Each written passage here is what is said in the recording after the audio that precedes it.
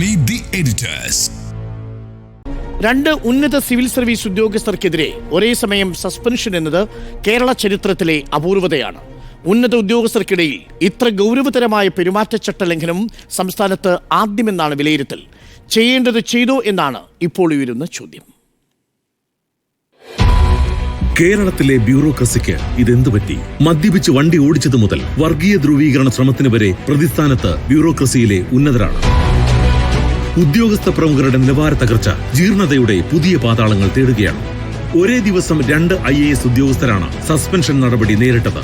സംസ്ഥാന ചരിത്രത്തിൽ അപൂർവം. ഗ്രൂപ്പ് ഉണ്ടാക്കി ആപ്പിലായ വ്യവസായ ഡയറക്ടർ കെ ഗോപാലകൃഷ്ണൻ ഒരു വശത്ത്, ചിത്തരോഗിയെന്ന് ധന additional chief secretary doctor A ജയതിലകനെ അധിക്ഷേപിച്ച കൃഷി വകുപ്പ് സ്പെഷ്യൽ സെക്രട്ടറി എൻ പ്രശാന്ത് മറുവശത്ത്. രണ്ടും സിവിൽ സർവീസ് പെരുമാറ്റച്ചട്ടങ്ങളെ മാത്രമല്ല, പൊതുജന വിശ്വാസത്തെയും പൊതുമണ്ഡലത്തിൽ പാലിക്കേണ്ട മാന്യതയുമാണ് ലംഘിച്ചത്. രണ്ടും ഒറ്റപ്പെട്ട സംഭവങ്ങളായി കാണേണ്ടതില്ല. നടപടിയെടുക്കേണ്ടവർ അതത് സമയത്ത് കണ്ണടയ്ക്കുന്നതാണ് ഇതിന് കാരണമെന്നും പറയാതെയും വയ്യ. പൊതുജനം ഉയർത്തുന്ന ചോദ്യം ഇതാണ്: ചെയ്യേണ്ടത് ചെയ്തു.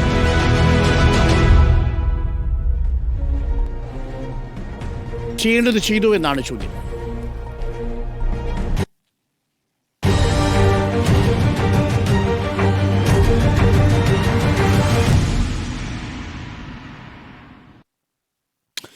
ബാലകൃഷ്ണൻ, കേരളത്തിൻ്റെ ഭരണചരിത്രത്തിൽ അടുത്ത കാലത്ത് നമ്മൾ കേൾവിയില്ലാത്ത ഒന്നാണ്. എനിക്കൊന്നും കേരളത്തിൻ്റെ ചരിത്രത്തിൽ ഒരു ദിവസം 2 IAS ഉദ്യോഗസ്ഥർക്ക് 2 വ്യത്യസ്ത അച്ചടക്ക ലംഘനത്തിൻ്റെ പേരിൽ നടപടി വരുന്നത് ആദ്യമായിട്ടാണ്. ഒന്ന് എൻ പ്രശാന്തിനെതിരെ, അദ്ദേഹം കൃഷി വകുപ്പിൻ്റെ സ്പെഷ്യൽ സെക്രട്ടറി. മറ്റൊന്ന് വ്യവസായ വാണിജ്യ വകുപ്പ് ഡയറക്ടർ കെ ഗോപാലകൃഷ്ണൻ, അദ്ദേഹത്തിനെതിരെയും നടപടി. 2 വ്യത്യസ്ത കാരണങ്ങളാലാണ് സർക്കാർ വളരെ പെട്ടെന്ന് നടപടി എടുത്തു എന്നാണ് പൊതുവേയുള്ള ഒരു സംസാരം. പ്രത്യേകിച്ച് തെരഞ്ഞെടുപ്പിൻ്റെ സമയമാണ്. ഭരണത്തിൽ ഒരു തരത്തിലുള്ള നിഷ്ക്രിയത്വമുണ്ട് എന്ന് പ്രതിപക്ഷം ആരോപിക്കുന്ന സാഹചര്യത്തിൽ കൂടിയാണ് നടപടി. ചെയ്യേണ്ടത് ചെയ്തു. സർക്കാർ എടുക്കേണ്ട നടപടി എടുക്കേണ്ട സമയത്ത് തന്നെ എടുത്തു എന്ന അഭിപ്രായക്കാരനാണ് ഇക്കാര്യത്തിൽ ഞാൻ. പക്ഷേ ഇവിടെ ഈ പ്രശ്നങ്ങളൊന്നും അത്ര ലളിതമായി പരിഹരിക്കപ്പെടും എന്ന് ഞാൻ വിചാരിക്കുന്നില്ല. ഇതിപ്പോൾ IASൻ്റെ ഉന്നത തലത്തിലുള്ള ഉദ്യോഗസ്ഥർക്കിടയിലെ പരസ്യമായ വിഴുപ്പലക്കലും പോരുമാണ് നമ്മൾ കണ്ടുകൊണ്ടിരിക്കുന്നത്. ആ വിഴുപ്പലക്കലുകൾ വരും ദിവസങ്ങളിൽ തുടരുമെന്ന് മാത്രമല്ല, പല കഥകളും പല പിന്നാമ്പുറ കഥകളും ഇനി വാർത്താമാധ്യമങ്ങളിലൊക്കെ വന്ന് നിറയും. അങ്ങനെയുള്ള ദിവസങ്ങളാണ് വരാനിരിക്കുന്നത് എന്നുകൂടി ഞാൻ വിചാരിക്കുന്നു. ഇവിടുത്തെ ഒരു പ്രശ്നം എന്താണെന്ന് വെച്ചാൽ, ഇപ്പോൾ കെ ഗോപാലകൃഷ്ണൻ എന്ന് പറയുന്ന ഈ വാണിജ്യ വ്യവസായ വകുപ്പ് ഡയറക്ടർ ഒരു മതത്തിൻ്റെ അടിസ്ഥാനത്തിലുള്ള വാട്സപ്പ് ഗ്രൂപ്പ് ഉണ്ടാക്കുന്നതിൽ നിന്നാണല്ലോ പ്രശ്നങ്ങൾ ആരംഭിക്കുന്നത്. അതിൻ്റെ ശരി തെറ്റുകളിലേക്ക് വരുന്നതിന് മുമ്പ് അതൊരു വലിയ നിയമക്കുരുക്കായി തന്നെ മാറും എന്നാണ് ഞാൻ വിചാരിക്കുന്നത്. ഒന്നാമതായി, ഒക്ടോബർ 31 അദ്ദേഹം ഹിന്ദു മല്ലു ഓഫീസേഴ്സ് എന്ന് പറഞ്ഞിട്ടുള്ള വാട്സപ്പ് ഗ്രൂപ്പ് ഉണ്ടാക്കുന്നത്. ആ വാട്സപ്പ് ഗ്രൂപ്പ് ഉണ്ടാക്കിയപ്പോൾ തന്നെ അതിനുള്ളിൽപ്പെട്ട ചില ഉദ്യോഗസ്ഥർ അതേ സംബന്ധിച്ച് അദ്ദേഹത്തെ ആശങ്കകൾ അറിയിക്കുകയും മണിക്കൂറുകൾക്കുള്ളിൽ തന്നെ ആ വാട്സപ്പ് ഗ്രൂപ്പ് ഡിലീറ്റ് ചെയ്യുകയും ചെയ്യുന്നു. എന്നാൽ ആ വിഷയം പുറത്തറിയുമെന്ന് മനസ്സിലാക്കുന്ന ഗോപാലകൃഷ്ണൻ എന്താ ചെയ്തത്? അദ്ദേഹം വളരെ പെട്ടെന്നൊരു ഡിഫൻസ് എടുത്തു. അദ്ദേഹത്തിൻ്റെ ഫോൺ ഹാക്ക് ചെയ്യപ്പെട്ടു എന്ന് പറഞ്ഞുകൊണ്ട് തിരുവനന്തപുരത്ത് സിറ്റി പോലീസ് കമ്മീഷണർക്ക് ഒരു പരാതി നൽകുന്നു. അതാണ് അദ്ദേഹത്തിൻ്റെ ആദ്യത്തെ ഡിഫൻസ് എന്ന് പറയുന്നത്. ഈ പരാതി നൽകിയതിന് ശേഷം എന്താ സംഭവിച്ചത്? അദ്ദേഹം ആദ്യ ദിവസം ആ ഫോൺ കൈമാറിയിട്ടില്ല. അടുത്ത ദിവസമാണ് ഫോൺ കൈമാറുന്നത്. ഫോൺ അപ്പോൾ 2 പരിശോധനകൾക്ക് വിധേയമായി. ഒന്ന് മെറ്റയുടെ പരിശോധന, 2 ഫോറൻസിക്കിൻ്റെ പരിശോധന. 2ൽ നിന്നുമുള്ള റിപ്പോർട്ടാണല്ലോ DGP ഒരു രേഖയാക്കി ചീഫ് സെക്രട്ടറിക്ക് കൊടുത്തിരിക്കുന്നത്. അത് കഴിഞ്ഞ് ചീഫ് സെക്രട്ടറി അത് മുഖ്യമന്ത്രിക്ക് കൊടുത്തിരിക്കുന്നത്. എന്താ റിപ്പോർട്ടിൽ പറയുന്നത്? മെറ്റയുടെ മറുപടി എന്ന് പറയുന്നത് ഹാക്ക് ചെയ്യപ്പെട്ടിട്ടില്ല എന്നാണ്. മെറ്റയാണ് ഇക്കാര്യത്തിൽ അതോറിറ്റി. രണ്ടാമത് ഫോറൻസിക് പരിശോധനയിലും ഹാക്കിംഗ് നടന്നതായിട്ട് അറിയില്ല. 2 കാര്യങ്ങൾ ഇവിടെ സംഭവിച്ചിട്ടുണ്ട്. ഒന്ന്, വ്യാജമായൊരു പരാതിയാണ്. അങ്ങനെയാണ് എങ്കിൽ ഈ പറയുന്ന കെ ഗോപാലകൃഷ്ണൻ കൊടുത്തിരിക്കുന്നത് തന്നെ രക്ഷപ്പെടുത്താൻ വേണ്ടി, തനിക്ക് ഒരു പ്രതിരോധം തീർക്കുന്നതിന് വേണ്ടി ഒരു വ്യാജ പരാതി ആദ്യം തന്നെ ഗോപാലകൃഷ്ണൻ കൊടുക്കുകയാണ്. അങ്ങനെ വ്യാജ പരാതി കൊടുത്താൽ അത് വ്യാജ പരാതിയാണ് എന്ന് തെളിഞ്ഞാൽ അതിന് 6 മാസം കഠിന തടവ് ശിക്ഷയുണ്ട്. 6 മാസത്തെ ശിക്ഷ വരെ ലഭിക്കാവുന്നൊരു കുറ്റമാണ് ഈ വ്യാജ പരാതി എന്ന് പറയുന്നത്. ഇനി രണ്ടാമതൊരു പ്രശ്നമുണ്ടല്ലോ. ഈ പറയുന്ന പരാതിയിൽ പറഞ്ഞിരിക്കുന്ന കാര്യങ്ങൾ തെളിയിക്കാൻ കഴിഞ്ഞിട്ടില്ല എങ്കിൽ, ഹാക്കിംഗ് നടന്നിട്ടില്ല എങ്കിൽ, അത് ഫോർമാറ്റ് ചെയ്തൊരു ഫോണാണ് കൊടുത്തിരിക്കുന്നത് എങ്കിൽ അവിടെ വേറൊരു പ്രശ്നമുണ്ട്. തെളിവ് നശിപ്പിക്കൽ എന്ന് പറയുന്നൊരു കാര്യം കൂടി അവിടെ വരുന്നുണ്ട്.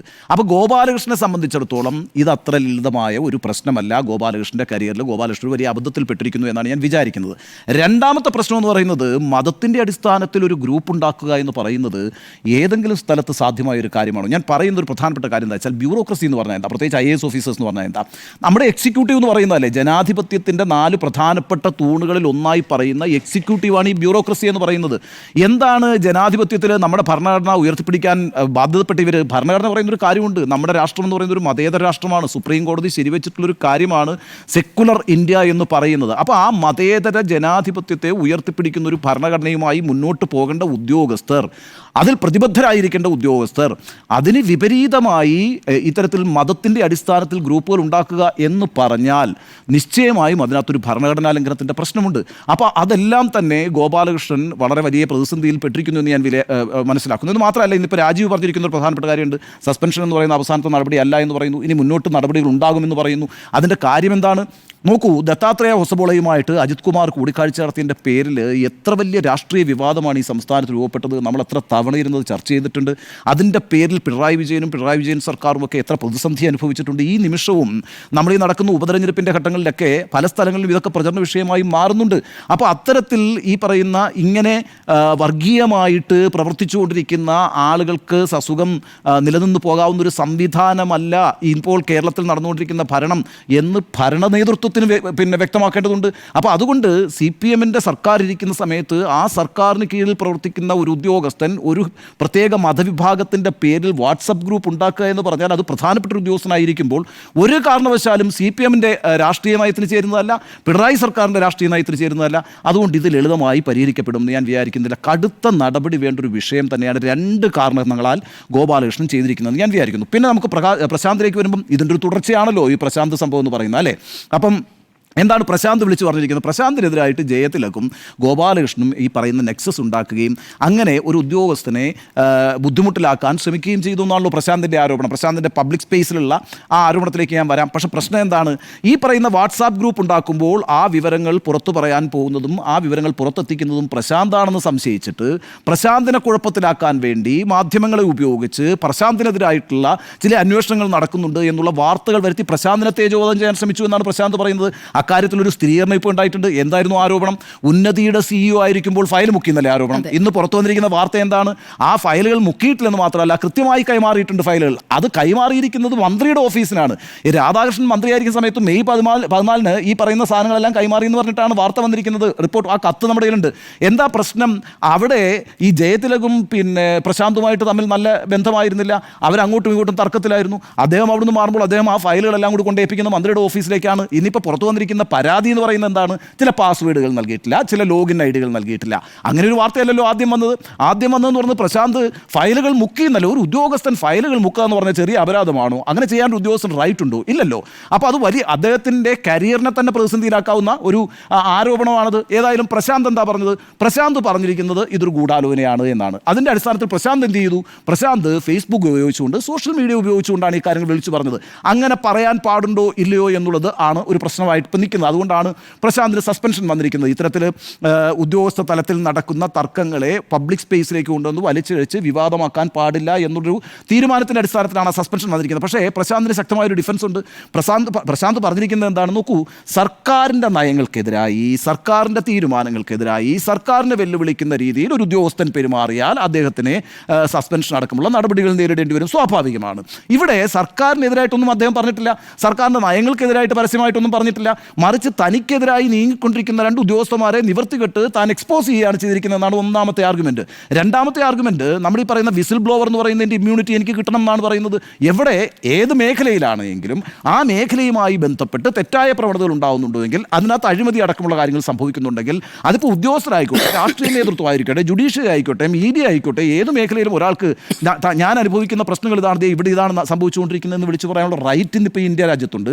ആ ഇമ്മ്യൂണിറ്റിയും തനിക്കുണ്ട് എന്ന് പ്രശാന്ത് പറഞ്ഞു. അതുകൊണ്ട് ഞാൻ പ്രശാന്ത് ഈ വിഷയത്തിൽ കുഴപ്പത്തിൽ പോകുമെന്ന് ഞാൻ വിചാരിക്കുന്നില്ല. പക്ഷേ ഒരു സർക്കാർ ഉദ്യോഗസ്ഥർക്കിടയിൽ അച്ചടക്കം ഉണ്ടാകണമെന്ന് ആഗ്രഹിക്കുന്ന സർക്കാർ നിശ്ചയമായും ഇത്തരത്തിലുള്ള പരസ്യമായ വിഴുപ്പലുകളെ അംഗീകരിക്കത്തില്ല.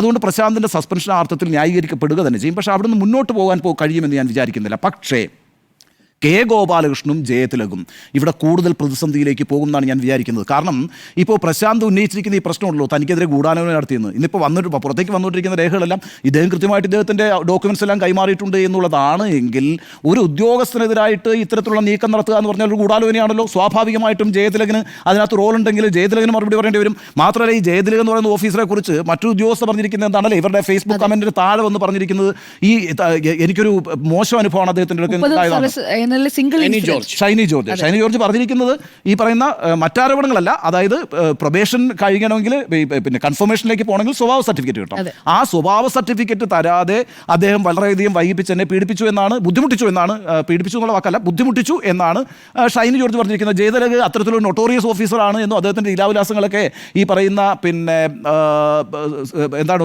സെക്രട്ടേറിയറ്റിലേക്ക് എല്ലാവർക്കും അറിയുന്നതാണെന്നൊക്കെയുള്ള ആരോപണങ്ങൾ പല ആളുകളും ഉന്നയിക്കുന്നുണ്ട്. ഇന്നിപ്പോൾ വളരെ വിചിത്രമായ ഒരു കാര്യം എന്ന് വെച്ചാൽ ഈ പ്രശാന്തിനെ അനുകൂലിച്ചുകൊണ്ട് ഇന്ന് പിന്നെ ജീവനക്കാർ സമരം ചെയ്തിട്ടുണ്ട് പല സ്ഥലങ്ങളിലും. അതെ, കാംകോയിലെ അവിടെ കാംകോയിൽ നല്ല രീതിയിൽ അദ്ദേഹം പ്രവർത്തിച്ചു എന്ന് പറഞ്ഞുകൊണ്ടാണ് അങ്ങനെ ഒരു സമരം ഉണ്ടായിരിക്കുന്നത്. അത്തരത്തിലുള്ള പിന്തുണ അദ്ദേഹത്തിന് ലഭിക്കുന്നുണ്ട്. ഏതായാലും ഈ വിഷയത്തിനകത്ത് പ്രശാന്ത് ഒരു സീരിയസ് ക്രൈസിസിലാണെന്ന് ഞാൻ വിചാരിക്കുന്നത്. പക്ഷേ ഗോപാലകൃഷ്ണൻ ക്രൈസിസിലാണ്, he's in a serious crisis. അതേപോലെ തന്നെ ജയതിലക്, ഈ ഗോപാലകൃഷ്ണനുമായിട്ടുള്ള ജയതിലകിൻ്റെ നെക്സസ്, അതുമായി ബന്ധപ്പെട്ട് ജയതിലക് നടത്തിയിട്ടുള്ള നീക്കങ്ങൾ, അത് പ്രശാന്ത് പറയുന്ന കാര്യങ്ങൾ ശരിയാണെങ്കിൽ ജയതിലകിനെയും കൊടുക്കും. ചുരുക്കത്തിൽ ഈ പറയുന്ന രണ്ടു പേരും, ഈ ജയതിലകും കെ ഗോപാലകൃഷ്ണനും വലിയൊരു പ്രശ്നത്തെയാണ് നേരിട്ടുകൊണ്ടിരിക്കുന്നത്. പക്ഷേ നമ്മുടെ ചോദ്യം സർക്കാർ ഇക്കാര്യത്തിൽ നടപടിയെടുത്തു എന്നുള്ളതാണല്ലോ. നടപടിയെടുത്തു എന്നുള്ളത് മാത്രമല്ല, 24 മണിക്കൂർ സമയം കഴിഞ്ഞില്ല, അതിനു മുമ്പ് തന്നെ അക്കാര്യത്തിൽ വളരെ ശക്തമായ നടപടിയെടുത്തു. ഒരു നടപടി എന്ന് പറയുമ്പോൾ ആദ്യം അന്വേഷണമാണല്ലോ നടത്തേണ്ടത്. സ്വാഭാവികമായിട്ടും സസ്പെൻഷൻ എന്ന് പറയുന്നതാണ് ആദ്യത്തെ നടപടി. ഇനി ആ സസ്പെൻഷൻ്റെ ഭാഗമായിട്ട് മറ്റ് ഇൻവെസ്റ്റിഗേഷൻസ് നടക്കും. ആ ഇൻവെസ്റ്റിഗേഷൻ ഒരു കൺക്ലൂഷനിൽ എത്തിച്ചേരും. അതിനുശേഷമാണ് പിന്നെ സർക്കാരിന് ആക്ട് ചെയ്യാൻ കഴിയുക. നമുക്ക് കാത്തിരുന്ന് കാണാം. ഞാൻ വളരെ ഗൗരവതരമായി തന്നെ കെ ഗോപാലകൃഷ്ണൻ്റെ നടപടിയെ കാണുന്നു കേട്ടോ. ഈ മതത്തിൻ്റെ അടിസ്ഥാനത്തിൽ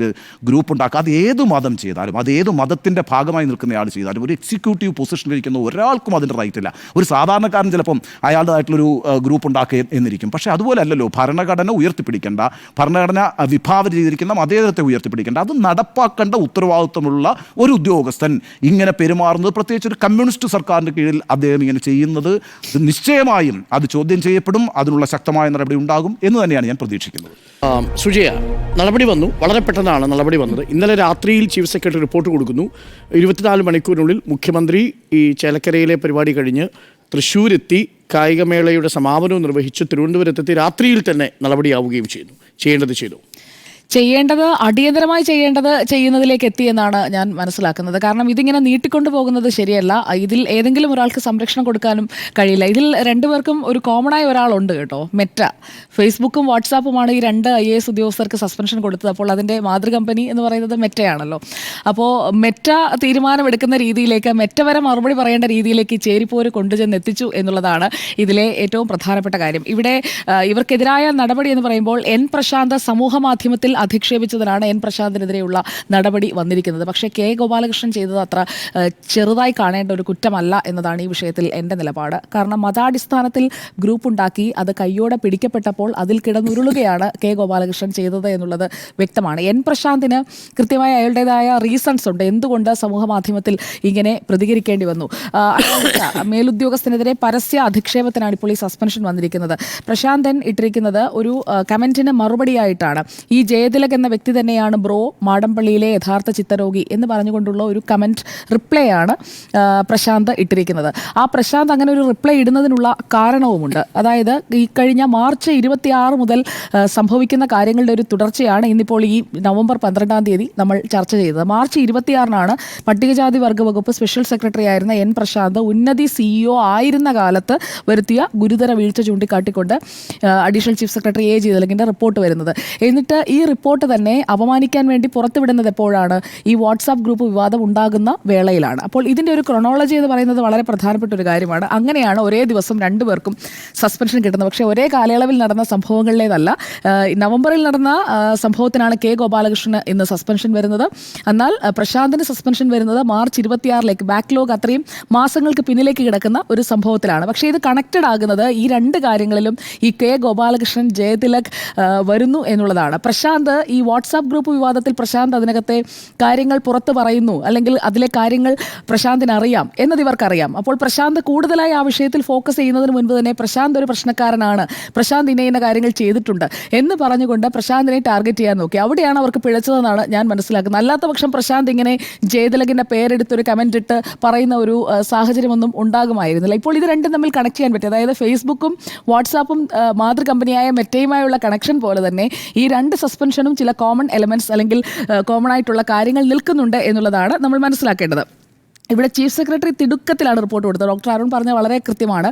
അതിൽ ചീഫ് സെക്രട്ടറി ശാരദാ മുരളീധരൻ ഏതെങ്കിലും തരത്തിൽ എൻ പ്രശാന്തിന്റെ കയ്യിൽ നിന്ന് വിശദീകരണം തേടുകയോ അങ്ങനെ ഒരു നടപടിക്രമങ്ങളിലേക്ക് പോലും പോകേണ്ടി വന്നിട്ടില്ല. അതിനു മുൻപ് തന്നെ സമൂഹ മാധ്യമത്തിൽ അവൈലബിൾ ആയിട്ടുള്ള അധിക്ഷേപമാണ്, മേലുദ്യോഗസ്ഥനെതിരായ അധിക്ഷേപമാണ്. അപ്പോൾ അതിൽ പെട്ടെന്ന് തന്നെ ചീഫ് സെക്രട്ടറി സ്വമേധയാ തയ്യാറാക്കുന്ന റിപ്പോർട്ട് അതിൽ നടപടിക്ക് ശുപാർശ ചെയ്യുന്നു. അത് അംഗീകരിക്കുകയല്ലാതെ അതിന്മേൽ ഫർദർ എൻക്വയറിയോ അങ്ങനെയൊന്നും നടത്താതെ തന്നെ നടപടിയിലേക്ക് പോവുക, അതിനുശേഷം ബാക്കി കാര്യങ്ങൾ അന്വേഷിക്കാം എന്നതാണ് സർക്കാർ തീരുമാനിച്ചത്. ഇവിടെ വ്യവസായ ഡയറക്ടർ കെ ഗോപാലകൃഷ്ണന്റെ കാര്യത്തിൽ നിയമമന്ത്രി പി രാജീവ് എന്ന് പറയും, വ്യവസായ നിയമമന്ത്രി പി രാജീവ് എന്ന് പറയുന്നത് ഇതൊരു അന്തിമമായുള്ള ഒരു നടപടിയായി കരുതേണ്ടതില്ല എന്നുള്ളതാണ്. കാരണം രണ്ട് മതങ്ങളുടെ പേരിൽ ഭിന്നിപ്പുണ്ടാക്കാൻ ശ്രമിക്കരുത് എന്നുള്ളത് ഒരു IAS കിട്ടിക്കഴിയുമ്പോഴേക്കും ഒരു സിവിൽ സർവീസിലേക്ക് കയറുമ്പോൾ എടുക്കേണ്ട പ്രാഥമിക പ്രതിജ്ഞയുടെ ലംഘനം തന്നെ ഇവിടെ നടന്നിട്ടുണ്ട്. അതിനുശേഷമാണ് ബാക്കി ടെക്നിക്കാലിറ്റീസിലേക്ക് നമ്മൾ പോകേണ്ടത്.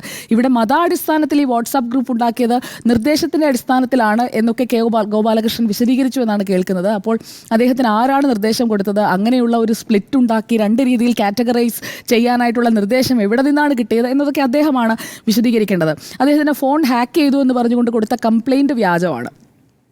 ആ കംപ്ലയിൻ്റ് അകത്ത് പറഞ്ഞിരിക്കുന്ന കാര്യങ്ങൾ വ്യാജമാണ് എന്നുള്ളത് ഇതിനകം തന്നെ പ്രൂവ് ചെയ്തിരിക്കുകയാണ്. അപ്പോൾ ഇനി ആ കേസൊന്നും നിൽക്കില്ല. പക്ഷേ ഇവിടെ ഹാജരാക്കിയിരിക്കുന്ന അതിലെ തൊണ്ടി മുതലായിട്ടുള്ള ഫോൺ, ആ ഫോണിലെ ഡിജിറ്റൽ എവിഡൻസ് നശിപ്പിക്കുന്നതിന് വേണ്ടിയാണ് അദ്ദേഹം ഫോർമാറ്റ് ചെയ്തത്. പക്ഷേ ഇതൊക്കെ റിട്രീവ് ചെയ്യാമെന്നുള്ളത് അദ്ദേഹത്തിന് അറിയാത്തത് കൊണ്ടാകും. അദ്ദേഹം ഫോർമാറ്റ് ചെയ്ത് കഴിഞ്ഞാൽ എല്ലാം പോകുമെന്ന് അല്ലെങ്കിൽ ആരെങ്കിലും തെറ്റിദ്ധരിപ്പിച്ചത് കൊണ്ടാകും. എന്തായാലും ഫോർമാറ്റ് ചെയ്തിട്ടൊക്കെയാണ് കൊടുത്തത്. അപ്പോൾ അതവിടെ നേരത്തെ ഉണ്ണിസാർ സൂചിപ്പിച്ചതുപോലെ തെളിവ് നശിപ്പിക്കലിൻ്റെ പരിധിയിൽ വരുന്ന കാര്യമാണ്. മാത്രമല്ല ഇന്റർനെറ്റ് പ്രോട്ടോകോൾ ഡീറ്റെയിൽ റെക്കോർഡ് എന്ന് പറയുന്ന പരിശോധന IPDR നടത്തി. ആ പരിശോധന നടത്തിയപ്പോൾ അതിലാണ് മെറ്റയൊക്കെ അതിൽ ഇൻഫർമേഷൻ കൊടുക്കുന്നത്. പുറത്തുനിന്ന്, അതായത് എക്സ്റ്റേണൽ ആയിട്ടുള്ള ഒരു ഏജൻസി അല്ലെങ്കിൽ ഏതെങ്കിലും ഇൻപുട്ട് ഒന്നും അതിലേക്ക് വന്നിട്ടില്ല. ഒരു കണക്ഷനും അതിലേക്ക് ആ ഫോണിലേക്ക് എസ്റ്റാബ്ലിഷ് ചെയ്തിട്ടില്ല എന്നുള്ളത് പ്രൂവ് ചെയ്തിരിക്കുകയാണ്. അപ്പോൾ കെ ഗോപാലകൃഷ്ണൻ കള്ളം പറയുകയായിരുന്നു, അദ്ദേഹം തന്നെയാണ് ഈ ഗ്രൂപ്പ് ഉണ്ടാക്കിയത് എന്നുള്ളത് സർക്കാരിന് ബോധ്യപ്പെട്ടിട്ടുണ്ട്. അതുകൊണ്ടുകൂടിയായിരിക്കാം മന്ത്രി അങ്ങനെ പറഞ്ഞിട്ടുണ്ടാവുക. ഇവിടെ ഇപ്പോൾ A. Jayathilak versus N. Prashanth, അത് ഈ ഒറ്റ സംഭവത്തിൽ മാത്രം ഒതുങ്ങി നിൽക്കുന്നതാണ് എന്ന് ഞാൻ കരുതുന്നില്ല. ഇതിൽ കൂടുതൽ മറുപടികൾ പറയേണ്ടത് N. പ്രശാന്താണ്. N. പ്രശാന്തിനെ എന്തിനിങ്ങനെ ടാർഗറ്റ് ചെയ്യുന്നു? അല്ലെങ്കിൽ N. പ്രശാന്തിന് കേപ്പബിലിറ്റി ഉള്ള ഏരിയയിലാണോ പ്രശാന്തിനെ ഇപ്പോൾ നിയോഗിച്ചിരിക്കുന്നത്? പ്രശാന്തിനോടുള്ള ഈ സ്പർദ്ധ ഈ ഒറ്റ വിഷയത്തിൽ മാത്രമാണോ? അതിലൊക്കെയാണ് ഉത്തരം കിട്ടേണ്ടത്. ഇപ്പോൾ ആ കത്ത് പുറത്തു വന്നതിനെക്കുറിച്ച് സാർ സൂചിപ്പിച്ചല്ലോ. ആ കത്ത് പുറത്തു വന്ന കാര്യത്തിലേക്ക് നമ്മൾ വന്നു കഴിഞ്ഞാൽ അത് മുക്കിയ ഫയലാണ് എന്നാണ് പറയുന്നത്. അതായത് ഉന്നതിയുടെ ഫയലുകൾ പ്രശാന്ത് മുക്കി എന്നാണ് പറയുന്നത്. പക്ഷേ മന്ത്രിയുടെ ഓഫീസിൽ ആ ഫയലുണ്ട്.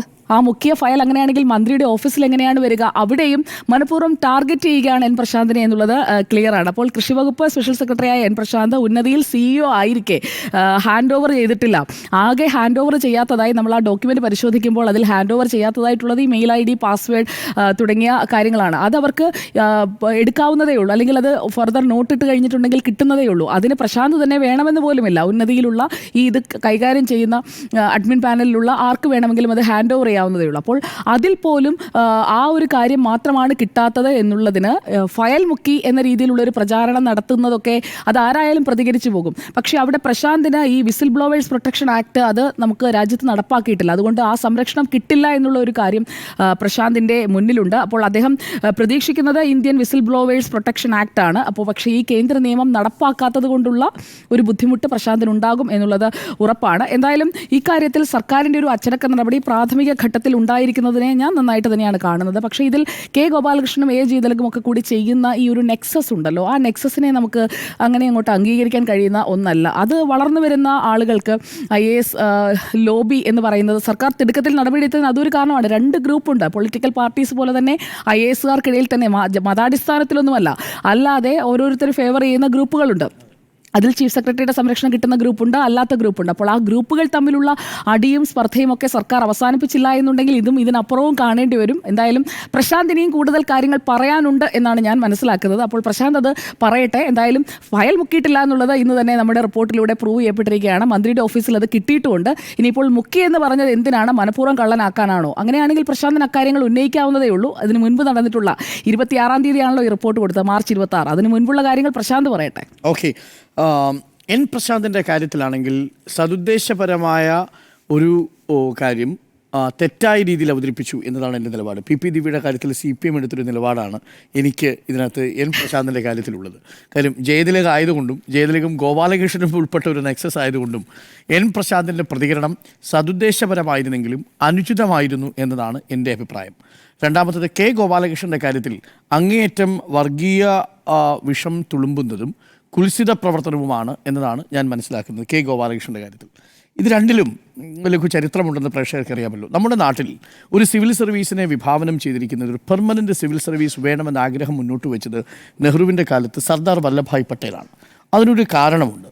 അന്ന് ഇന്ത്യ യൂണിയനായിട്ട് രൂപപ്പെടുന്നതിന് മുൻപ് വിവിധ സംസ്ഥാനങ്ങളിൽ വിവിധ പോലീസിംഗ് ഫോഴ്സുകൾ വിവിധ ഫ്യൂഡലായിരിക്കുന്ന രാജാക്കന്മാരുടെയും അതേപോലെ പ്രഭുക്കന്മാരുടെയും നാടുവാഴികളുടെയും ഒക്കെ ആശ്രിത വത്സരായിരുന്നവരാണ് ഇക്കാര്യങ്ങളൊക്കെ നിയന്ത്രിച്ചിരുന്നത്.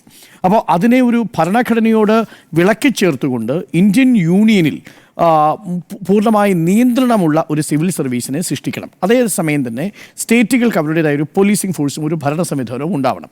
അതുകൊണ്ടാണ് Sardar Vallabhbhai Patel steel frame work of India എന്ന് വിഭാവനം ചെയ്ത് അന്ന് പോൾ ചാപ്പിൾബിയൊക്കെ വലിയ തരത്തിലുള്ള നിരീക്ഷണങ്ങൾ നടത്തുന്നുണ്ട് ഇന്ത്യൻ സിവിൽ സർവീസിനെ കുറിച്ച്. അപ്പോൾ ആ ഇന്ത്യൻ സിവിൽ സർവീസിന് കുറേ ഗുണങ്ങളെക്കുറിച്ച് അന്ന് തന്നെ ചർച്ച ചെയ്യപ്പെട്ടിരുന്നു. അതിലേറ്റവും പ്രധാനപ്പെട്ട ഗുണങ്ങളിലൊന്ന് ഇത് ആക്സസിബിൾ ആയിരിക്കണം.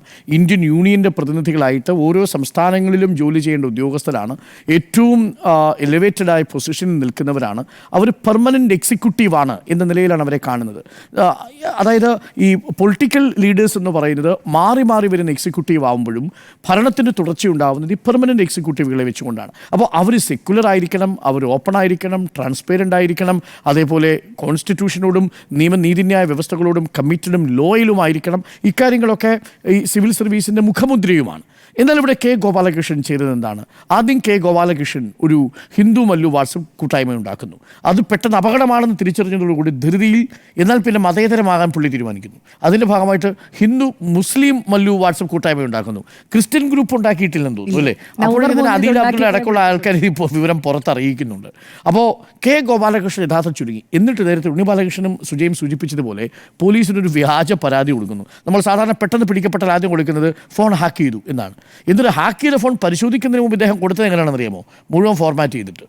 അതായത് തൻ്റെ രഹസ്യ സംഭാഷണങ്ങളും ചാറ്റുകളും നീക്കം ചെയ്ത് ബാക്കിയുള്ളത് കൊടുക്കാമെന്ന വ്യാജേന മുഴുവൻ ഫോർമാറ്റ് ചെയ്ത് അന്വേഷണ സംഘത്തിന് മുന്നിൽ കൊടുക്കുന്നു. അന്വേഷണ സംഘം മെറ്റയെ സമീപിച്ചു. മെറ്റ വളരെ കൃത്യമായിട്ട് മെറ്റയിൽ ഈ വാട്സപ്പ് ഗ്രൂപ്പ് ഉണ്ടാക്കിയത് ഏത് IP അഡ്രസ്സിൽ നിന്നാണെന്ന് മനസ്സിലാക്കാൻ സാധിക്കും. ഈ IP അഡ്രസ്സിൽ നിന്നാണെന്ന് മനസ്സിലാക്കി. 2 മാത്രമല്ല 11 ഗ്രൂപ്പുകളാണ് ഈ ചങ്ങാതി ഉണ്ടാക്കിയത്. ആ 11 ഗ്രൂപ്പുകളിൽ എല്ലാത്തിൻ്റെയും സ്വഭാവം എന്താണെന്ന് നമുക്കറിയില്ല. എന്തായാലും ഹിന്ദു മല്ലു വാട്സപ്പ് കൂട്ടായ്മ ഉണ്ടാക്കിയപ്പോൾ സിവിൽ സർവീസിൻ്റെ പ്രാഥമിക ലക്ഷ്യമായ സെക്യുലർ ആയിട്ടുള്ള സിവിൽ സർവീസ് എന്ന് പറയുന്നൊരു ഫാബ്രിക്കിൻ്റെ ഒരു ആശയത്തിനെ തന്നെയാണ് അദ്ദേഹം ചോദ്യം ചെയ്തത്. അത് ഗുരുതരമായ ചട്ടലംഘനമാണ്. ഇതിൽ സസ്പെൻഷനിൽ കൂടുതൽ നിയമ നടപടികളിലേക്ക് അത് പോയേക്കാം എന്നുള്ളതാണ്. ഇനി ജയതിലകം ഗോപാലകൃഷ്ണൻ തമ്മിലുള്ള ബന്ധം എന്താ? ഈ ഗോപാലകൃഷ്ണനായിരുന്നു പട്ടികജാതി പട്ടികവർഗ ഡയറക്ടർ ഉന്നതിയുടെ CEO ആയിട്ട് പ്രശാന്തിന് ശേഷം നിയമിക്കുന്നത്. അപ്പോൾ പ്രശാന്തിന് ശേഷം 2023 മാർച്ച് 29 ഇദ്ദേഹം ചുമതല ഏറ്റെടുക്കുമ്പോൾ അദ്ദേഹത്തിന് 2 മാസം ഈ ഫയലുകൾ കിട്ടിയില്ല എന്നുള്ളതാണ് പ്രധാനപ്പെട്ട ഇഷ്യൂ എന്ന് എനിക്ക് തോന്നുന്നു. ഇത് ജയതിലക് മുഖ്യമന്ത്രി അറിയിക്കുന്നു. പക്ഷേ ജയതിലക് അറിയിക്കുമ്പോൾ കുറച്ചുകൂടി കാര്യങ്ങൾ മുഖ്യമന്ത്രി അറിയിക്കുന്നുണ്ട്. ഈ പറയുന്ന N പ്രശാന്ത് അങ്ങനെ കൃത്യമായി പണിയെടുക്കുന്ന ഉദ്യോഗസ്ഥനല്ലെന്നും അദ്ദേഹത്തിൻ്റെ ഹാജർ പോലും വ്യാജമാണെന്നും ഈ വയനാട്ടിലും ഇടുക്കിയിലുമൊക്കെ കാർഷിക പ്രശ്നങ്ങളുടെ പേരിൽ അദ്ദേഹം ഇടപെടുന്ന ചില ഓൺലൈൻ മീറ്റിങ്ങുകൾ നടക്കാത്ത മീറ്റിങ്ങിൻ്റെ പേരിൽ ഓൺ ഡ്യൂട്ടി എടുക്കുന്നു എന്നുമുള്ള കാര്യങ്ങളൊക്കെ ഇത് പ്രശാന്തിനെ പോലൊരു ഉദ്യോഗസ്ഥനെ സംബന്ധിച്ചൊരു ബാഡ് മാർക്കാണ്.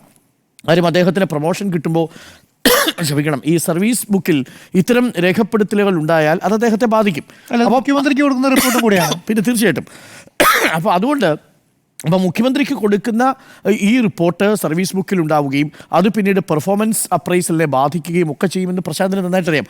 ശരിക്കും പറഞ്ഞു കഴിഞ്ഞാൽ ഒരു കരിയറിനെ നശിപ്പിക്കാൻ ഇത് പറ്റും. ഈ ജയതിലകനാണെങ്കിലും ഇങ്ങനെ ഒരുപാട് വിമർശനങ്ങൾ നേരത്തെയുണ്ട്. ഇതേപോലെ ഉദ്യോഗസ്ഥരുടെ പെർഫോമൻസ് അപ്രൈസിൽ വെച്ച് താമസിപ്പിച്ചു. ഈ പ്രൊബേഷൻ ഓഫീസേഴ്സിന് കൺഫർമേഷൻ കൊടുക്കുന്നതിൽ ഇദ്ദേഹം റിപ്പോർട്ട് കൃത്യസമയത്ത് കൊടുക്കത്തില്ല തുടങ്ങി ഗുരുതരമായ ഇനി പറഞ്ഞു കേൾക്കുന്ന മറ്റു ചില ആരോപണങ്ങളുണ്ട്. അത് പക്ഷേ നമുക്ക് വസ്തുതയില്ലാത്തതുകൊണ്ട് നമുക്ക് പറയാൻ കഴിയില്ല. ജയതിലകിനെ അങ്ങനെ സംശയത്തിൻ്റെ ദൃഷ്ടിയിലും വിമർശനത്തിലുമാണ് പൊതുസമൂഹം നിർത്തിയിരിക്കുന്നത്. ആ ജയതിലകും ഗോപാലകൃഷ്ണനും കൂടിച്ചേർന്ന് N പ്രശാന്തിനെതിരെ നടത്തിയ നീക്കം എന്ന നിലയിലാണ് പ്രശാന്ത് അത് വ്യാഖ്യാനിച്ചത്. അതുകൊണ്ടാണ് പ്രശാന്ത് ഈ പറയുന്ന ജയതിലക് അത്ര നീറ്റായിട്ടുള്ള ആളല്ലെന്നും സ്പൈസസ് ബോർഡിൻ്റെ ഭാരവാഹിയായിരിക്കുന്ന സമയത്ത് അദ്ദേഹത്തിനെതിരെ അന്വേഷണം വന്നിട്ടുണ്ടെന്നും തുടങ്ങിയ കാര്യങ്ങൾ വലിച്ചെടുത്ത് പുറത്തിടുന്നു. പക്ഷേ അത് പുറത്തിടാനുള്ള അവകാശം അദ്ദേഹത്തിനുണ്ടോ എന്ന് ചോദിച്ചാൽ സിവിൽ സർവീസിൻ്റെ ചട്ടമനുസരിച്ച് അത് കൃത്യമായ ഫോറങ്ങളിൽ അദ്ദേഹത്തിന് കൊടുക്കാം. കാരണം നമ്മുടെ രാജ്യത്ത് whistle blowers protection act parliament പാസ്സാക്കിയിട്ടേ ഉള്ളൂ. അതിൻ്റെ ചട്ടങ്ങളൊന്നും ആയിട്ടില്ല, അത് നടപ്പിലാക്കുകയും ചെയ്തിട്ടില്ല. അതിൻ്റെ ബെനിഫിറ്റ് എന്തായാലും പ്രശാന്തിന് കിട്ടുകയുമില്ല. അപ്പോൾ പ്രശാന്ത് ചെയ്തത് സതുദ്ദേശപരമാണ്. പക്ഷേ പ്രശാന്തിനൊരു ഭൂതകാലം ഉണ്ടല്ലോ, അത് പ്രശാന്തിനെ വേട്ടയാടുന്നൊരു ഭൂതകാലമാണ്. പ്രശാന്ത് ഒരേ സമയം രണ്ടു കക്ഷികളിലെയും രണ്ട് പ്രബലരായ നേതാക്കളെ വെറുപ്പിച്ചിട്ടുണ്ട്. ഒന്ന് കോൺഗ്രസ് നേതാവും കോഴിക്കോട്ടെ എം പിയുമായ MK രാഘവനെ അദ്ദേഹം വിഷമിപ്പിച്ചിട്ടുണ്ട്. രണ്ട് CPM-ൻ്റെ ലീഡറായ മേഴ്സിക്കുട്ടി എം എ ഒരു പ്രതിരോധത്തിലാക്കിയിട്ടുണ്ട്. കോഴിക്കോട് കളക്ടറായിരിക്കുന്ന സമയത്താണ് ഈ MP രാഘവനും ഈ കളക്ടറും തമ്മിൽ ഒരു വലിയ ശീതസമരം ഉണ്ടാവുന്നത്. ശീതസമരത്തിൻ്റെ കാരണം ഈ MP ഫണ്ട് ചെലവഴിക്കുന്നതുമായി ബന്ധപ്പെട്ട ബില്ലുകൾ ക്ലിയർ ചെയ്യുന്ന കാര്യത്തിൽ കാലതാമസം വരുത്തിയത് കളക്ടറോട് ചോദിച്ചു. അപ്പോൾ കളക്ടർ വളരെ സാങ്കേതികമായ നോട്ടുകളൊക്കെ ഇട്ടു. പക്ഷേ അതിന് MP അത് മാപ്പ് പറയണം എന്ന് കളക്ടറോട് ആവശ്യപ്പെട്ടു. അപ്പോൾ കുന്നംകുളത്തിൻ്റെ മാപ്പെടുത്ത് ഫേസ്ബുക്കിൽ ഇട്ടു. ഇതാണ് അന്ന് ചെയ്തത്. അത് കുന്നംകുളത്തിൻ്റെ മാപ്പെടുത്ത് ഫോട്ടോ ഇട്ട് ഇതാ എൻ്റെ മാപ്പ് എന്ന് പറഞ്ഞു. അതൊരു വലിയ അവഹേളിക്കലാണ്. കാര്യം പ്രോട്ടോക്കോളിൽ ഈ MP-യേക്കാൾ എത്രയോ താഴെത്തട്ടിൽ നിൽക്കുന്നയാളാണ് ഈ ജില്ലാ കളക്ടർ. ആ ജില്ലാ കളക്ടർ കുന്നംകുളത്തിൻ്റെ മാപ്പെടുത്തിട്ട് MK രാഘവൻ എന്ന കോഴിക്കോടിൻ്റെ വളരെ ജനകീയനായ നേതാവിനെ അപമാനിച്ചു. പക്ഷേ അന്നൊരു സംഭവം ഉണ്ടായി. അന്ന് മുതിർന്ന കോൺഗ്രസ് നേതാക്കൾ, പ്രത്യേകിച്ച് രമേശ് ചെന്നിത്തല അടക്കമുള്ള ആൾക്കാരൊന്നും ഈ MK രാഘവനോടൊപ്പം നിന്നില്ല. അന്ന് MK രാഘവൻ, ശശി തരൂരും ഒക്കെ അടക്കമുള്ള ആളുകളാണ് മറുഭാഗത്ത് നിന്നത്. പക്ഷേ പിന്നീട് കാര്യങ്ങൾ കൈവിട്ടു പോകുമെന്ന് ബ്രോയ്ക്ക് തോന്നി. അങ്ങനെ ബ്രോ പിന്നീട് അൺകണ്ടീഷണലായ ഒരു മാപ്പ് MK രാഘവനോട് പറയുന്നുണ്ട്. എനിക്ക് തെറ്റുപറ്റിപ്പോയി, ഞാൻ മാപ്പ് പറയുന്നു. കുന്നംകുളത്തിൻ്റെ മാപ്പ് പിൻവലിച്ച് യഥാർത്ഥ മാപ്പ് അദ്ദേഹം ഫേസ്ബുക്കിൽ പോസ്റ്റ് ചെയ്യുന്നുണ്ട്. ഇതാണ് ഈ ചങ്ങാതിയുടെ കളി. സോഷ്യൽ മീഡിയയിലൂടെ ഈ പറയുന്ന സിനിമ ഇഡിയംസും ഫ്രെയിംസും ഒക്കെ ഉപയോഗിക്കുക. ഇന്ന് അദ്ദേഹം അതിനെക്കുറിച്ച് പറയുന്നുണ്ട്. പല സിനിമകളുടെയും കാര്യങ്ങളൊക്കെ ഉപയോഗിക്കുന്നു. അദ്ദേഹം സിനിമ മേഖലയിൽ വലിയ താല്പര്യമുള്ള ആളുമാണ്. എനിക്കറിയാം ഇദ്ദേഹത്തിൻ്റെ സുഹൃത്തുക്കളെയും ഒക്കെ. അപ്പോൾ പ്രശാന്ത് യഥാർത്ഥത്തിൽ സതുദ്ദേശപരമാണ് അക്കാര്യം ചെയ്തതെങ്കിലും MK രാഘവൻ്റെ ഒരു ചരിത്രമുണ്ട്. ഇവിടെ ഇൻലാൻഡ് നാവിഗേഷൻ MD ആയിരിക്കുന്ന സമയത്താണ് യഥാർത്ഥത്തിൽ മേഴ്സിക്കുട്ടിയമ്മ പങ്കാളിയല്ലാത്ത ഒരു ആഴക്കടൽ കരാറുമായി ബന്ധപ്പെട്ട് ഈ മേഴ്സിക്കുട്ടിയമ്മയെ പ്രതിക്കൂട്ടിൽ നിർത്തുന്നത്. അന്നതൊരു രാഷ്ട്രീയ നീക്കമായിട്ടാണ് വ്യാഖ്യാനിച്ചിരുന്നത്. അപ്പോൾ രണ്ടു പാർട്ടിയിലും ഈ N പ്രശാന്തിന് ചിത്രങ്ങളൊക്കെ ഒരുപാട് ചിത്രങ്ങളൊക്കെ വന്നു. പക്ഷേ അതൊന്നും സർക്കാർ മുന്നോട്ട് പോയ പദ്ധതി ആയിരുന്നില്ല. പ്രശാന്താണ് അതെല്ലാം ലീക്ക് ചെയ്തത് എന്നതായിരുന്നു മേഴ്സിക്കുട്ടിയമ്മയുടെ ആരോപണം. അത് രാഷ്ട്രീയ നീക്കം എന്ന നിലയിലാണ് അത് വ്യാഖ്യാനിച്ചത്. അപ്പോൾ ചുരുക്കത്തിൽ നമ്മൾ പറഞ്ഞു വന്നതിൻ്റെ അടിസ്ഥാനത്തിൽ N പ്രശാന്തിനെതിരെ ഒരു രാഷ്ട്രീയ നീക്കം സ്വാഭാവികമാണ്. കാരണം രണ്ടിടങ്ങളിലും ഇതുണ്ട്. പക്ഷേ ഇതൊക്കെ കരുതിക്കൂട്ടി ഇരിക്കണമായിരുന്നു N പ്രശാന്ത്. കാര്യങ്ങൾ കൈവിട്ടുപോയി. എന്തായാലും N പ്രശാന്തിനെതിരെയുള്ള നടപടി ഒരു ഡിസൊബീഡിയൻസിൻ്റെതായിരിക്കും പരമാവധി. അല്ലെങ്കിൽ സിവിൽ സർവീസിനും ഭരണത്തിനും പ്രതിച്ഛായയ്ക്ക് മങ്ങലേൽപ്പിച്ചു, കളങ്കമേൽപ്പിച്ചു എന്നത് പറയുന്നതാണ്.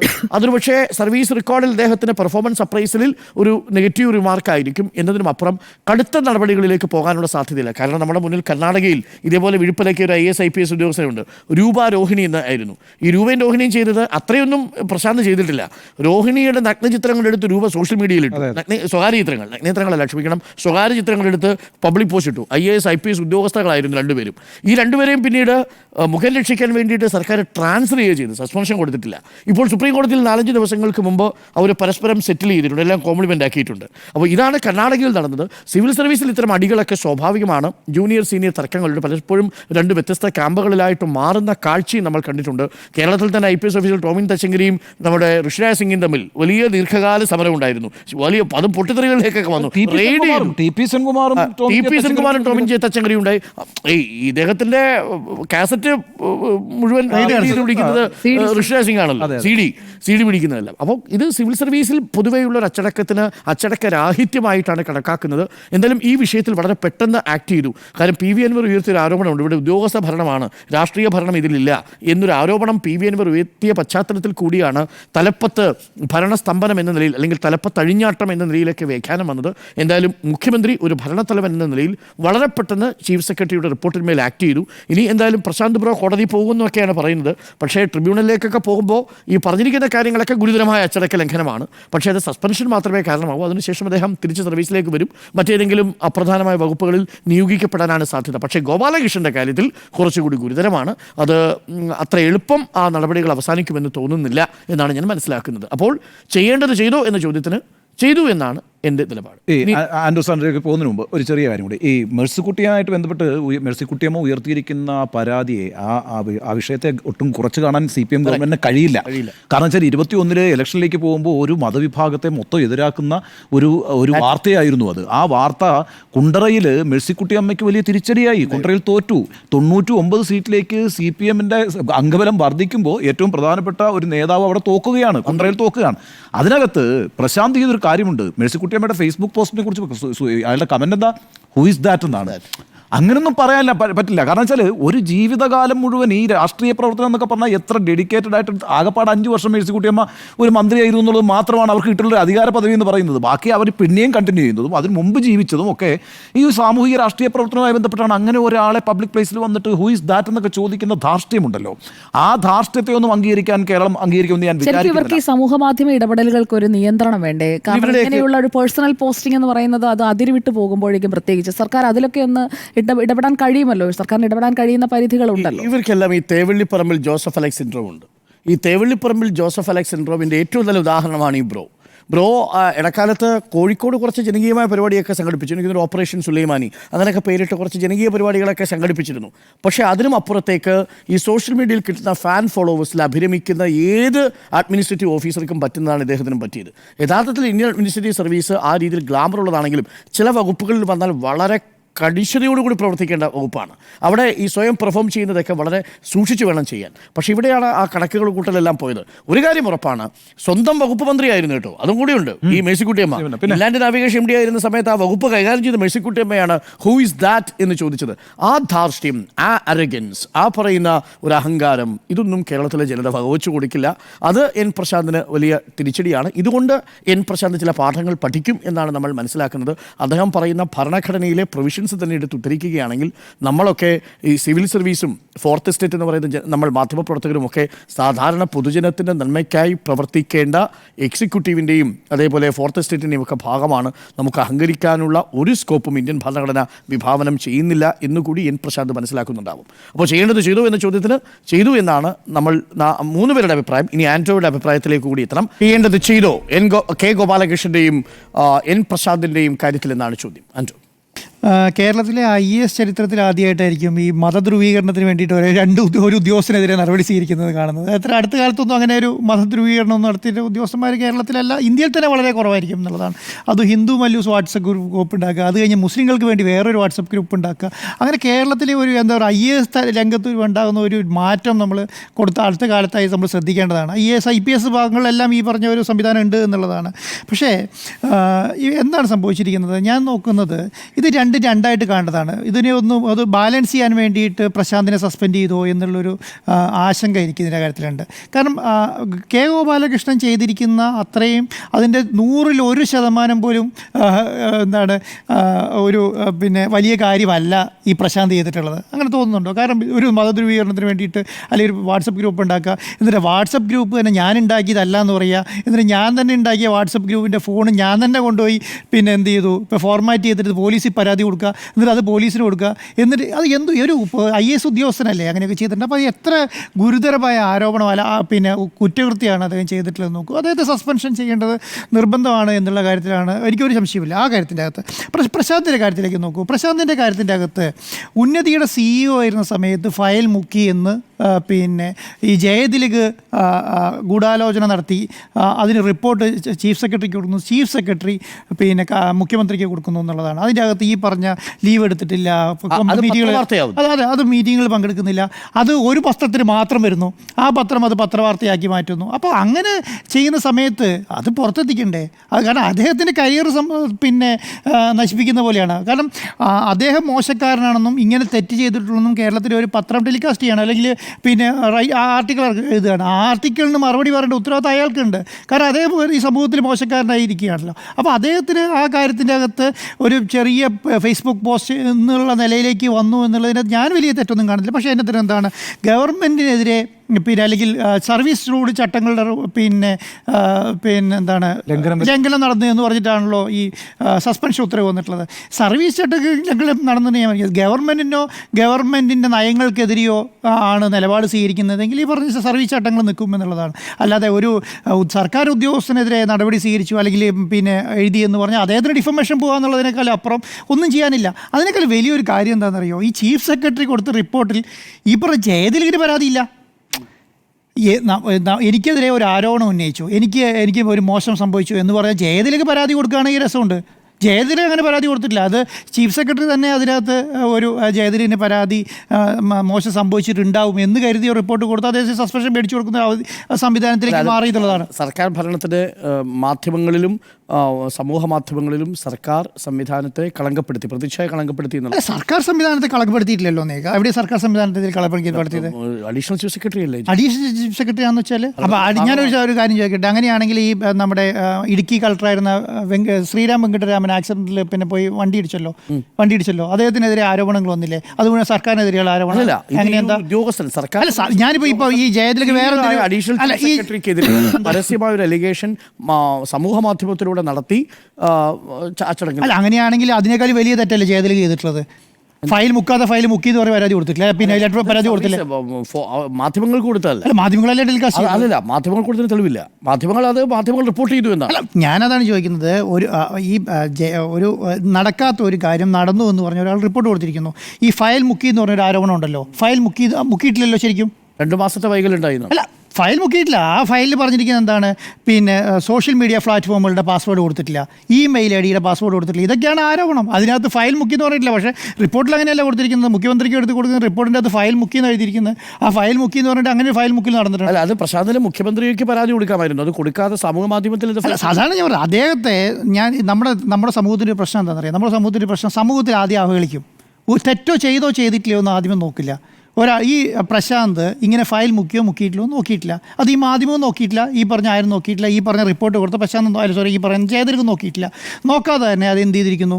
അദ്ദേഹത്തെ സമൂഹ മധ്യത്തിൽ അവഹേളിച്ചു കഴിഞ്ഞാൽ പിന്നെ ആ വരുന്ന ഡാമേജിന് ആർക്കെതിരെയാണ് നമുക്ക് മാനനഷ്ടം കൊടുക്കുക? ഒരാൾക്കെതിരെ, രണ്ടാൾക്കെതിരെ കൊടുക്കുക. സമൂഹത്തിൻ്റെ മുന്നിൽ ഇത്രയും ക്രെഡിബിലിറ്റിയോട് കൂടിയിട്ട് വന്ന ഉദ്യോഗസ്ഥൻ എന്ന നിലയ്ക്ക് ഈ പ്രശാന്തിനെ കുറിച്ച് എൻ്റെ ഒരു അഭിപ്രായം എന്താണെന്നറിയോ? ഒരു ദീർഘവീക്ഷണമുള്ള ഉദ്യോഗസ്ഥനാണ്. കുറച്ച് മുന്നിൽ കാര്യങ്ങൾ കൈകാര്യം ചെയ്ത് പോകണം എന്ന ആഗ്രഹമുള്ള ഒരു ദീർഘവീക്ഷണമുള്ള ഒരു ഉദ്യോഗസ്ഥനാണ്. ചെറുപ്പക്കാരനാണ്. ഈ ജൂനിയർ എന്നൊന്നും ഞാൻ പറയില്ല, 10-16 വർഷത്തെ പിന്നെ സർവീസുള്ള ഒരു മനുഷ്യനാണ്. അപ്പം അദ്ദേഹത്തിന് ജൂനിയർ എന്നൊന്നും പറയാൻ ഞാൻ ആളല്ല. പക്ഷേ അത്രയും ഇതിലുള്ള ഒരാളെ സമൂഹത്തിൽ മധ്യത്തിൽ അപമാനിച്ചതിന് ശേഷം അങ്ങനെയൊരു സംവിധാനം ഇല്ല എന്ന് പറഞ്ഞിട്ട് കാര്യമില്ലല്ലോ. അപ്പം ഇതേ പ്രശ്നം എന്താണ്? ഈ പ്രശ്നം നടപടി എടുക്കുകയാണെങ്കിൽ ജയതിലകനെ എടുക്കണമായിരുന്നു എന്ന് പറഞ്ഞാൽ ഇങ്ങനെ ഒരു റിപ്പോർട്ട് കൊടുത്തത് ശരിയായിട്ടില്ല. അങ്ങനെയുണ്ട്. പക്ഷേ അതുകൊണ്ട് ഉണ്ണിബാലകൃഷ്ണൻ പറഞ്ഞ പോലെ തന്നെ കറക്റ്റാണ്. കാരണം ഇതിനകത്ത് പെടാൻ പോകുന്നത് പിന്നെ ഗോപാലകൃഷ്ണനും ഈ പറഞ്ഞ ജയതിലകുമാണ്. പ്രശാന്തിനകത്ത് നടപടി സ്വീകരിച്ചെങ്കിൽ കൂടെ അത് കോടതിയിലേക്ക് പോയാൽ നിൽക്കാൻ പറ്റുമെന്ന് എനിക്ക് തോന്നുന്നില്ല. കാരണം അതിനകത്തൊരു ബേസ്ലെസ് ആണ്. പക്ഷേ ഈ പറഞ്ഞ നമ്മുടെ ഒരു ഇതിൽ നോക്കുകയാണെങ്കിൽ ഞാൻ പറയുന്നത് നോർമലി ഒരു ശാസനയിൽ ഒതുക്കാവുന്ന കാര്യത്തെ അതിനപ്പുറത്തേക്ക് അതുണ്ടെന്ന് ഞാൻ വിശ്വസിക്കുന്നില്ല. കാരണം ചെയ്യാത്തൊരു നമ്മുടെ അതാണ് ആ വാക്ക് കേട്ടോ. ഈ ബ്യൂറോക്രസിക്ക് ബേസിക്കലി ഒരു ഡെക്കോറം കീപ്പ് ചെയ്യാനുള്ള ആ ഡെക്കോറം കീപ്പ് ചെയ്യാതിരിക്കാനുള്ള യാതൊരു തരത്തിലുള്ള പിന്നെ റൈറ്റും ആർക്കും അതിനകത്തില്ല. മാത്രമല്ല ഇപ്പൊ ഈ അങ്ങനെ ആളുകൾ തുടങ്ങിയാൽ അത് വളരെ അച്ചടക്കത്തോട്. ഇപ്പം സേനയുടെ ഒരു സ്വഭാവം എന്താ? സേനയ്ക്കകത്ത് ഇത്തരത്തിലുള്ള ഒരു കാര്യവും സേനയ്ക്ക് അംഗീകരിക്കാൻ കഴിയില്ലല്ലോ. എന്തുകൊണ്ടാണ്? അത് സേന വളരെ അച്ചടക്കത്തോടുകൂടി പ്രവർത്തിക്കേണ്ട ഒരു സംവിധാനമായിരിക്കും എന്നുള്ളതാണ്. അതുകൊണ്ട് വളരെയധികം ലിമിറ്റഡ് ആണ് അവരുടെ സ്വാതന്ത്ര്യം എന്ന് പറയുന്നത്. അതേപോലെ തന്നെയാണ് ബ്യൂറോക്രസി. ഇതിൻ്റെ അകത്തെ ഒരു കാര്യം ഞാൻ പറയുന്നത് എന്താണെന്നറിയോ? ഈ പിന്നെ കേരളത്തിന് പിന്നോട്ടടിക്കുന്നതിൽ കേരളത്തിലെ IAS ഉദ്യോഗസ്ഥർക്ക് ഒരു പങ്കുണ്ടെന്ന് വിശ്വസിക്കുന്ന ഒരാളാണ് ഞാൻ. കാരണം ഗവൺമെൻറ് ചിന്തിക്കുന്നതിൻ്റെ ഒപ്പം എത്തുന്നതിൻ്റെ ഒപ്പം പല ഉദ്യോഗസ്ഥന്മാർക്കും IAS ഉദ്യോഗസ്ഥന്മാർക്കും കേരളത്തിൽ എത്താൻ പറ്റുന്നില്ല. അതിനുള്ള കാരണം എന്ന് പറയുന്നത് ചില ഉദ്യോഗസ്ഥന്മാരുടെ കയ്യിലേക്ക് ഈ പറയുന്ന സംവിധാനങ്ങൾ മുഴുവൻ മാറുകയാണ്. അത് ചില ഉദ്യോഗസ്ഥന്മാരത് കൈയടക്കി ഇങ്ങനെ വെക്കും. അതിനകത്ത് ചെയ്യാൻ സമ്മതിക്കില്ല. ചെയ്താൽ അവന് ആരോപണമായി, അവനെതിരെ അവൻ്റെ സർവീസ് പിന്നെ ബുക്കിലുള്ള മാർക്കായി, അങ്ങനെ ഓരോ കാര്യങ്ങൾ വെച്ചിട്ട് ഇവരെ ബ്ലോക്ക് ചെയ്ത് വെക്കുകയാണ്. അപ്പോൾ അതുകൊണ്ടാണ് പ്രശാന്ത് പറയുന്നത് ഞാൻ വിസിൽ ബ്ലോവറായി ഒരു ഒരു സ്ഥലത്ത് ഒരു തെറ്റ് ചെയ്യുന്നത് കണ്ടിട്ട് അത് വിളിച്ചു പറയേണ്ട ഉത്തരവാദിത്തം അതിൻ്റെ ഒരു ഇതെനിക്ക് കിട്ടണമെന്ന് പറയാൻ കാരണം പ്രശാന്ത് പറയുന്നത് കൊണ്ടാണ്. പക്ഷെ അങ്ങനെ ഒരു സംവിധാനത്തിലേക്ക് ഇതൊന്നും വന്നിട്ടില്ലെങ്കിൽ ആരാന്ന് ഇതിന് മറുപടി പറയാം? നമ്മൾ ഈ പറഞ്ഞ പോലെ പിന്നെ ഈ എന്താണ് ഈ മതധ്രുവീകരണം നടത്തും അല്ലെങ്കിൽ വർഗീയ ധ്രുവീകരണം നടത്താൻ വേണ്ടി ഒരു വാട്സപ്പ് ഗ്രൂപ്പ് ഉണ്ടാക്കി എന്ന് പറയുന്ന സ്ഥലത്ത് അത് ഒരു ഉദ്യോഗസ്ഥൻ വിളിച്ചു പറയുമെന്ന് പേടിച്ചിട്ട് അദ്ദേഹത്തിന് മുൻപ് ആക്റ്റാക്കിയാണ്. മനസ്സിലായോ? ഈ പ്രശാന്തിനും ജയതിലകും ഗോപാലകൃഷ്ണനെയും എന്താണ് കണക്റ്റഡ് ആക്കുന്നത്? എന്താണ് ഈ ജയതിലകും ഗോപാലകൃഷ്ണൻ ചെയ്ത കാര്യം പ്രശാന്ത് പറഞ്ഞാലോ എന്ന് വിചാരിച്ചിട്ട് പ്രശാന്തിനെ മുന്നിൽ കയറി അറ്റാക്ക് ചെയ്യുകയാണ്. അപ്പോൾ അതിനൊരു റിയാക്ഷൻ വേണ്ടേ? അപ്പോൾ അതുകൊണ്ടാണ് അത് പറയുന്നത് ഇങ്ങനെ ഒരു പിന്നെ മതധ്രുവീകരണത്തിൻ്റെ ഭാഗമായിട്ട് ഗോപാലകൃഷ്ണനെ സസ്പെൻഡ് ചെയ്തതുപോലെ അതിൻ്റെ അത്ര ഗാഢത്തോടുകൂടി അതേ സെയിം ലൈനിൽ ഇപ്പറയും സസ്പെൻഡ് ചെയ്ത് ശൈലി നേരെയായിട്ടില്ല എന്നാണ് ഞാൻ പറഞ്ഞത്. കാരണം ഇദ്ദേഹത്തിനോട് വിശദീകരണം ചോദിക്കണമായിരുന്നു. നിങ്ങളെങ്ങനെ ചെയ്തിട്ടുണ്ടോ, ഫയൽ കൊടുക്കാത്ത പ്രശ്നം ഉണ്ടായിരുന്നുണ്ടോ, ഇങ്ങനെ ചെയ്തിട്ടുള്ളത് പ്രശ്നങ്ങളല്ലേ എന്നൊരു ചോദിക്കാമായിരുന്നല്ലോ. അങ്ങനെയൊന്നും ചോദിച്ചിട്ടില്ലല്ലോ. അങ്ങനെ ചോദിക്കാതെ തന്നെ ഇത് അപ്പം ഞാൻ പറയുന്നത് ഇല്ലൻ നാവികൻ്റെ MD ആയിരുന്ന സമയത്ത് പിന്നെ സർക്കാർ എത്ര പ്രതിരോധത്തിൽ പോയ കേസാണ്. ആ സമയത്ത് പോലും പ്രശാന്തിന് സസ്പെൻഷൻ വന്നിട്ടില്ല. ഇത് എത്രയോ ചെറിയ കാര്യത്തിന് വേണ്ടിയിട്ടാണ് സസ്പെൻഷൻ വന്നിരിക്കുന്നത്. അപ്പം കോഴിക്കോട് കളക്ടറായിരുന്ന സമയത്ത് അരുൺ സാർ പറഞ്ഞതുപോലെ കോഴിക്കോട് കളക്ടറുടെ സമയത്ത് അവിടെ MK രാഘവനുമായിട്ട് പിന്നെ ഒരു ശീതയുദ്ധം നടന്നെങ്കിൽ പോലും അവിടുത്തെ പേര് കേട്ട IAS ഉദ്യോഗസ്ഥരായിരുന്നു പ്രശാന്ത്.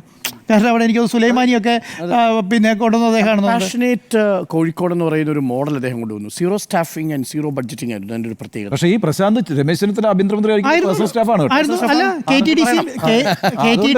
അല്ല KTDCന്റെ MD ആയിരുന്ന സമയത്ത് കേരളത്തിലെ ഏറ്റവും നല്ല KTDC പെർഫോം ചെയ്ത സമയം KTDC MD ആയിരുന്ന സമയത്താണ്. നല്ല പെർഫോമൻസ് അല്ല ഉന്നതിയിലും നല്ല പെർഫോമൻസ് ആയിരുന്നു. കെംകോയുടെ കാര്യത്തിൽ നല്ല പെർഫോമൻസ് ആണ്. അതുകൊണ്ട് അല്ല ഉന്നതിയിലെ പെർഫോമൻസ് ജയലളിതയ്ക്ക് ഇഷ്ടപ്പെടാത്തതുകൊണ്ടാണല്ലോ മാറ്റിയിട്ട് ഗോപാലകൃഷ്ണനെ കൊണ്ടത്. ഒന്നാമതൊരു പേപ്പർലെസ് ആണ് എന്നാണ് എനിക്ക് തോന്നുന്നത്. സീറോ സ്റ്റാഫിംഗ് ആണ്. 1 കോടി രൂപ സർക്കാർ ബഡ്ജറ്റിൽ പ്രഖ്യാപിച്ചിട്ടും 1 രൂപ പോലും റിലീസ് ചെയ്യാത്ത സമയത്തും ഉന്നതിയെ മികച്ച നിലയിൽ എത്തിച്ചു എന്നതാണ് അദ്ദേഹത്തിന് കിട്ടുന്ന ഒരു അംഗീകാരം. അത് രാധാകൃഷ്ണനും അംഗീകരിച്ചിട്ടുള്ള കാര്യമാണ്. അതുകൊണ്ടാണ് രാധാകൃഷ്ണൻ തന്റെ വകുപ്പിൽ അദ്ദേഹത്തെ തുടരാൻ അനുവദിച്ചത്. അല്ല ഈ ഫയലിന്റെ കാര്യത്തിൽ എനിക്ക് തോന്നുന്നു ഇപ്പോൾ MP ആണല്ലോ ശ്രീ K രാധാകൃഷ്ണൻ ഇക്കാര്യത്തിൽ ഒരു വ്യക്തത അദ്ദേഹം തുറന്നു പറഞ്ഞാൽ മാത്രം മതി. പ്രശാന്ത് ഇങ്ങനെ ഒരു തെറ്റ് ചെയ്തിട്ടില്ല, ജയതിലകുമായി പ്രശ്നമുള്ളത് കൊണ്ട് ജയതിലകിന് കൊടുക്കാതെ ഈ കാര്യങ്ങളെല്ലാം മന്ത്രിയുടെ ഓഫീസിൽ മന്ത്രിക്ക് തന്നെ കൊടുത്തു എന്നാണ് ഞാൻ മനസ്സിലാക്കുന്നത്. മന്ത്രി ആയിരുന്ന K രാധാകൃഷ്ണൻ വിശദീകരിച്ച തീരാവുന്ന കൺഫ്യൂഷൻ. പക്ഷേ ആ വിഷയത്തിലല്ലോ ഇപ്പൊ ഈ അല്ല ആ ഫയൽ കിട്ടി ഡയറക്റ്റ് കൊടുക്കുക ചെയ്തത്. നമ്മളിപ്പോ സർക്കാരിന്റെ ആക്ട് എന്ന് പറയുന്നത് ഇദ്ദേഹം പബ്ലിക് പ്ലേസിൽ ഈ പറയുന്ന മോശപ്പെട്ട അല്ല അത് ഇടാനുള്ള റീസൺ എന്താണ്? അല്ല അത് ഇടാനുള്ള റീസൺ എന്താണ്? ജയതിലക് എന്തിനാണ് ഒരു മാധ്യമത്തിന് ഇയാൾക്കെതിരെ കൊടുത്ത റിപ്പോർട്ട് ചോർത്തി കൊടുക്കുന്നത്? അതും തെറ്റല്ലേ? അതിനകത്തൊരു അപകടം എന്താണെന്ന് വെച്ച് കഴിഞ്ഞാൽ എല്ലാവരും അങ്ങനെ കൊടുക്കാതെ എല്ലാ റിപ്പോർട്ടും ഈ മാതൃഭൂമി പത്രവും N പ്രശാന്തും തമ്മിലൊരു പ്രശ്നമുണ്ട്. എന്താ പ്രശ്നം? മാതൃഭൂമിയിലെ ഒരു വനിതാ ജേർണലിസ്റ്റിനെ ഓയാ എന്ന ഒരു ഫേസ്ബുക്ക് കമൻറ്റിലൂടെ അവഹേളിച്ചു എന്ന് പറഞ്ഞ് ഒരു പ്രചരണം ഉണ്ടായിരുന്നു. അതൊരു വ്യാജ വാർത്തയാണെന്നാണ് N പ്രശാന്ത് പറയുന്നത്. അതിന് പിന്നെ ഇദ്ദേഹം ഒരു ഡിഫമേഷൻ കേസ് കൊടുത്തിട്ടുണ്ട്. ഈ മാതൃഭൂമി എഡിറ്റർ അടക്കം ഈ കോടതിയിൽ പോയി ഇരിക്കേണ്ടി വരുന്നൊരു സാഹചര്യം ഉണ്ടായിട്ടുണ്ട്. അന്ന് തുടങ്ങിയ ഒരു വിരോധം ഈ N പ്രശാന്തും മാതൃഭൂമിയും തമ്മിലുണ്ട്. ആ ഇടയ്ക്കാണ് ഇപ്പോൾ ഇങ്ങനെ ഒരു റിപ്പോർട്ട് മുഖ്യമന്ത്രിക്ക് കൊടുത്താൽ സ്വാഭാവികമായും ജയതിലകിനോട് ബന്ധപ്പെട്ടവരായിരിക്കുമല്ലോ ഈ റിപ്പോർട്ട് ചോർത്തി കൊടുക്കുക. അത് ചോർത്തി കൊടുത്തു, പത്രം അത് അടിച്ചു വെച്ചു. പക്ഷേ അവിടെ ഈ മന്ത്രി രാധാകൃഷ്ണനോടൊരു വാക്ക് ചോദിക്കാമായിരുന്നു. ഇങ്ങനെ പേപ്പർ ഫയലുകൾ മിസ്സിംഗ് ആയിട്ടുണ്ടോ, മുക്കി വെച്ചു എന്നൊരു വാദം താങ്കൾക്കുണ്ടോ? അത് ചോദിക്കാതെ ആ വസ്തുത പരിശോധിക്കാതെ റിപ്പോർട്ട് കൊടുത്തു എന്നതാണ് പ്രശാന്തിൻ്റെ വാദം. പക്ഷേ പ്രശാന്ത് എന്താ ചെയ്തത്? അതുകൊണ്ടാണ് ഞാൻ പറഞ്ഞത് അത് തെറ്റായ രീതിയിലാണ് അത് പരാതി കൊടുത്തത്. പരാതി ഫേസ്ബുക്കിലല്ല ഇടേണ്ടിയിരുന്നത്. പരാതി മുഖ്യമന്ത്രിക്ക് കൊടുത്ത് ചീഫ് സെക്രട്ടറിക്ക് കൊടുത്ത പ്രശ്നം പരിഹരിക്കണമായിരുന്നു. അല്ല അത് പ്രശാന്തിന് ആ ഒരു പ്രതീക്ഷ ഉണ്ടായിരുന്നു എന്ന് ഞാൻ കരുതുന്നില്ല. കാരണം പ്രശാന്തിനൊപ്പം അല്ല സംവിധാനം. അതാണ് കറക്റ്റ് കാര്യം. അദ്ദേഹം മുൻ പിന്നെ ആഭ്യന്തരമന്ത്രി രമേശ് ചെന്നിത്തലേന്റെ പേഴ്സണൽ സ്റ്റാഫായി നിന്ന ആളെന്നുള്ള ഒരു മൈൻഡ് സെറ്റ് സർക്കാർ ചെന്നിത്തലയുടെ പേരും പറയുന്നുണ്ട്. അതെ. അപ്പോൾ അതുകൊണ്ട് അത് ശരിയാണ്. പക്ഷേ നമ്മുടെ സിവിൽ സർവീസിനൊരു ഡെക്കോറമുണ്ട്. അടിസ്ഥാനമായിട്ട് ആ സ്വഭാവം അല്ല ഇത് പൊതുവേ പറഞ്ഞ ഒറ്റവാക്കിൽ പറഞ്ഞതൊന്നും ശരിയായ നടപടിയല്ല.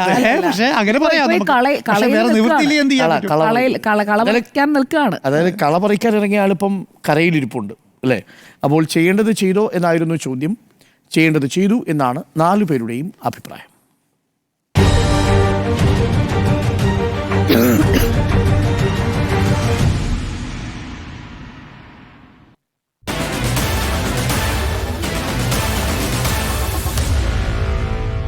Meet the editors.